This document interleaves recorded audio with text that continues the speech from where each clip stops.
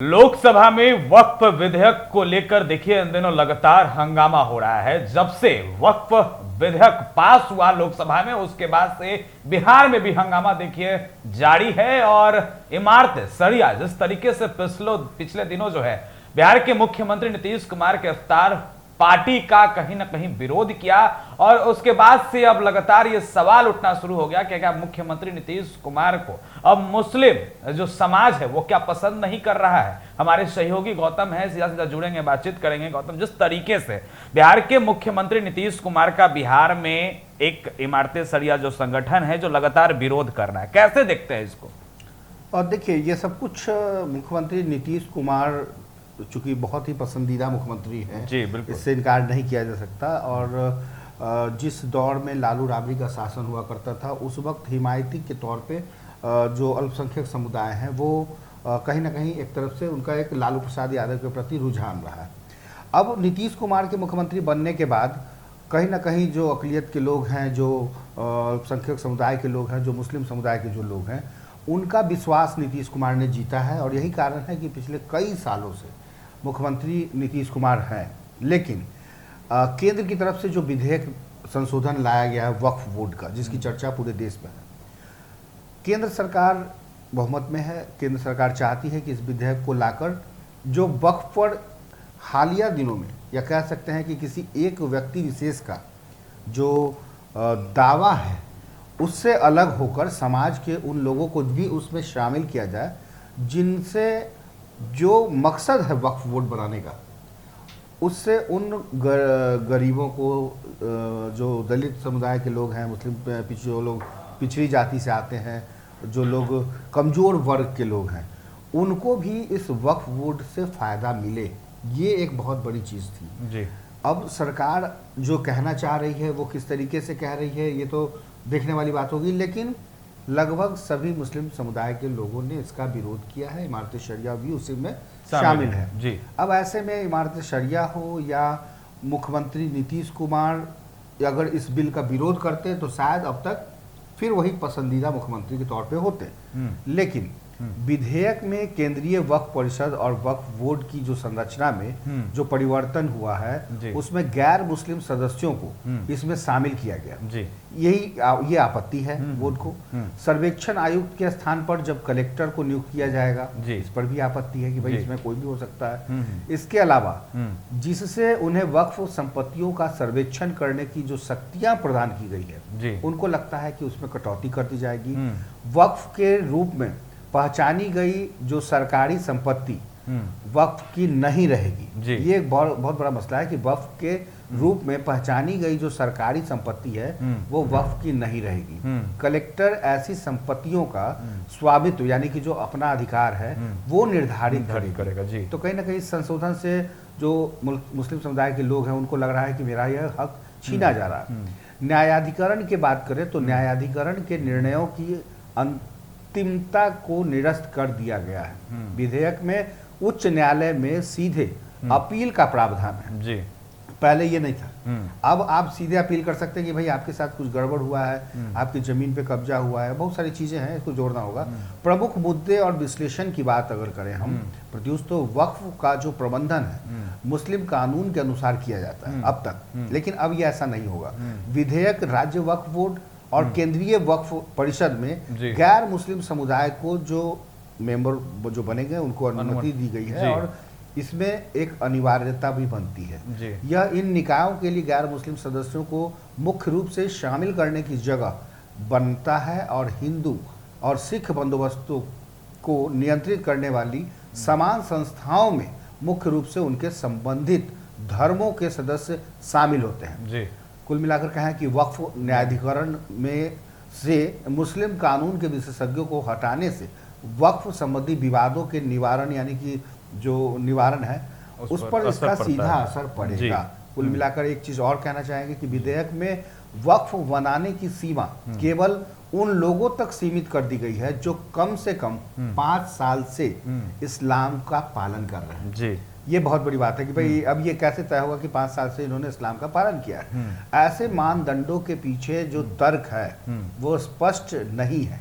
इससे 5 साल में या 5 साल से कम समय से इस्लाम का जो पालन करने वाले जो समाज के लोग हैं, लोगों और 5 साल से ज़्यादा समय इस्लाम का पालन करने वाले जो लोगों के बीच में जो अंतर पैदा होगा जी, उससे भी कहीं ना कहीं इनके मन में एक खटास है, जिसकी वजह से खुद मुख्यमंत्री नीतीश कुमार केंद्र सरकार के साथ सरकार में है, यहाँ भी डबल इंजन की सरकार जी, बिल्कुल स्वाभाविक है कि पसंद करना ही होगा इस बिल को।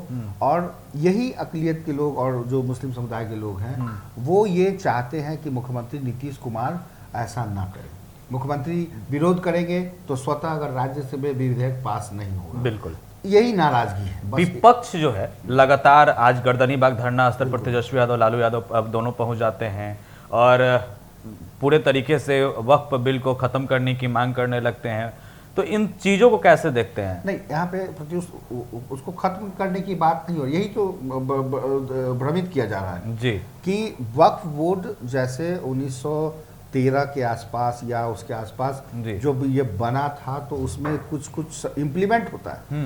आपने देखा होगा कि कई चीज़ों को इम्प्लीमेंट करती है सरकार, तो वो केंद्र के जरिए राज्य और उसमें विधेयक को पास करती है, तभी जाकर यह विधेयक पारित होता है। तो ये संशोधन के नाम से ही, वक्फ के संशोधन के नाम से ही जो वोट के जो लोग हैं जो अब तक मठाधीश बनकर बैठे हुए हैं जी, बहुत जैसे ये इमारतें सरिया जैसे लोग, तो इनको गरीबों तक कैसे पहुंचे? अगर अमीर की अमीन वक्फ का मतलब ही है कि गरीबों की मदद के लिए एक ऐसा संगठन जो उनके हक और हुकूक के लिए जी। तो उनके हक और हुकूक की बात उनके समुदाय के लोग ना करेंगे तो दूसरा थोड़ी करेगा। नहीं, स्वाभाविक है कि संगठन चाहे जो भी हो वो बनता है उनके जो अंतिम पायदान पे जो लोग हैं, जो जरूरतमंद लोग हैं, उन तक चीज़ें मिलनी चाहिए।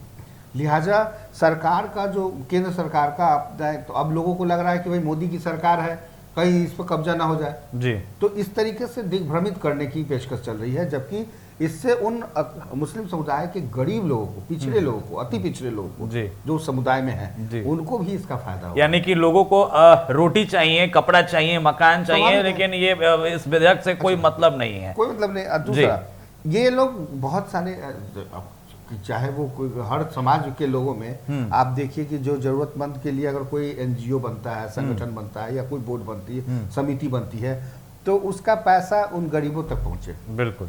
अब अमीर ही उसका फायदा उठाएंगे तो गरीब कहाँ जाएंगे? बिल्कुल ठीक है। तो कहने का मतलब बहुत साफ है कि मुख्यमंत्री नीतीश कुमार के खिलाफ नहीं बल्कि विधेयक के खिलाफ नाराजगी है इमारत शरिया को, और यही कारण है कि अब दो भाग में बटे। लेकिन कहीं ना कहीं देखा गया कि इमारत शरिया का जो उन्होंने विरोध किया, लेकिन विरोध करने का कोई फायदा नहीं दिखा। मुख्यमंत्री नीतीश कुमार के आवास पर जो भी मुस्लिम समाज के लोग थे वो पहुंचे और कहीं ना कहीं मुख्यमंत्री नीतीश कुमार के समर्थन में दिखे। बिल्कुल। और ये चीजें अब लोगों को लग रहा है कि मुख्यमंत्री ने जितना काम किया है, विकास की जितनी धारा बहाई है जी, उसमें क्या उन्होंने देखा है कि हिंदू कौन है, मुस्लिम कौन है? ये कभी नहीं देखा। कोई भी सरकार की योजना ये बनकर नहीं होती कि ये हिंदू के लिए, मुस्लिम के लिए या सिख के लिए। ये राजनीति का खेल है जी, और इस खेल में जो विपक्ष में रहेगा वो हमेशा आरोप लगाएगा और जो पक्ष में रहेगा वो हमेशा वो चाहेगा कि भाई जिनके लिए मकसद से बना हो उस मकसद को पूरा किया जाए। क्या लगता है जिस तरीके से तेजस्वी और जिस तरीके से राहुल गांधी, अगर कहा जाए तो पूरा विपक्ष एक जो खेमा है, अगर देखा जाए तो केंद्र में यानी कि दिल्ली में जो बैठे लोग हैं वो भी लोग लगातार जो है कहीं ना वक्फ के खिलाफ हैं, तो क्या लगता है कि सरकार जो है इस कानून में क्या करेगी? क्या कोई संशोधन करेगी या फिर जिस तरीके से वक्फ पास किया गया? देखिए प्रत्युष, ये जो घड़ी है बिहार की जी, ये चुनावी घड़ी है जी, टिक टिक टिक टिक टिक टिक टिक चल रही है। लेकिन चुनाव सर पर है।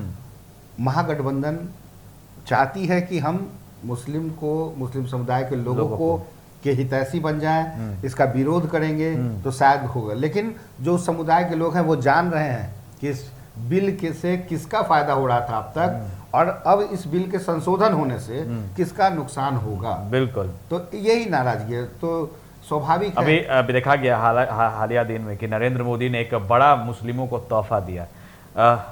उसे मतलब याद नहीं है, लेकिन कुछ नाम दिया मैं गया। बता रहा हूँ कि नाम चाहे जो भी हो, आप ये बताइए कि केंद्र की तरफ से या राज्य की तरफ से आयुष्मान कार्ड जी कहीं लिखा है ये मुस्लिम के लिए, हिंदू बिल्कुल के लिए? नहीं, बिल्कुल नहीं, ये सबके लिए है। जो उस पैमाने में आएगा उसका बनेगा।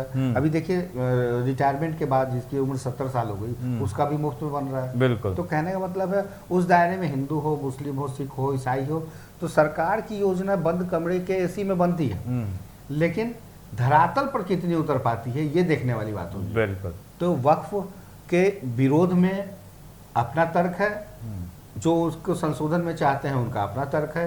सरकार केंद्र की और बिहार की एक ही है।